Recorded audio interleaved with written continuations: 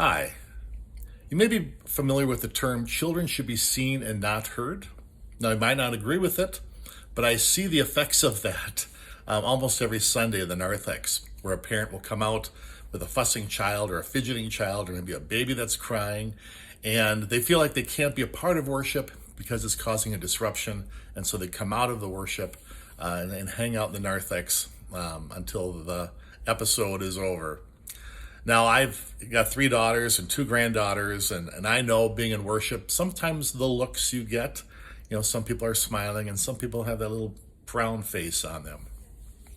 Well, an interesting thing happened about 5 or 6 years ago. We were going to have a couple of retreats up at the camp, and it was discovered 4 days before the very first retreat that a pipe had burst in the lodge, causing the kitchen, the eating area, the downstairs large group area to all be flooded and unusable. Well, what are we going to do?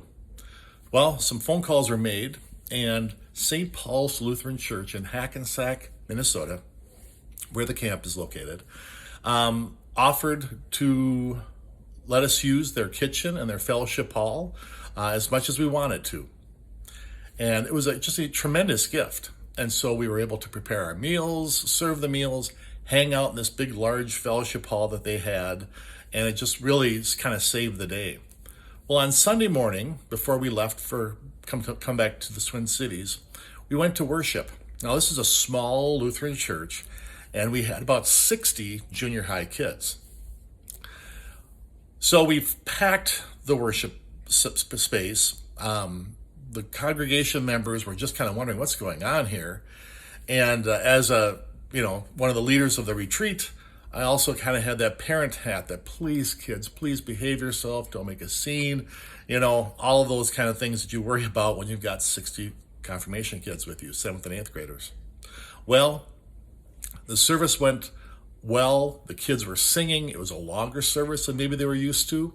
It was a different type of service than they were used to, yet everything went so well. And after the end of the service, several people came up to me with tears in their eyes, crying about how joyful it was to have young people in worship.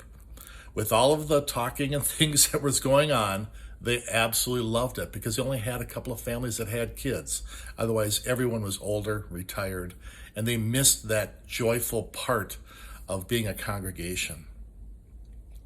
In Mark, the 10th chapter, verses 13 to 18, it says, people were bringing little children to Jesus. They wanted him to place his hands on them, to bless them. But the disciples told them to stop. When Jesus saw this, he was angry. He said to his disciples, "Let the little children come to me. Don't keep them away. God's kingdom belongs to people like them." What I'm about to tell you is true. Anyone who will not receive God's kingdom like a little child will never enter it. Then he took the children in his arms, placed his hands on them, and blessed them. Not only did God create the heavens and the earth, but also God created rainbows, flowers, cinnamon rolls, and laughter. We need to remember what being a child was like. Remember what raising a child was or is like. To remember that God entered our world as a child with all the wonderful joys and challenges that being a child brings to the table or altar. Sometimes worship means being silent and reverent, but sometimes, maybe even most times, worship means wiggling and having fun in the presence of our heavenly parent. We are all children of God who should be seen and heard. God bless you and have a great day.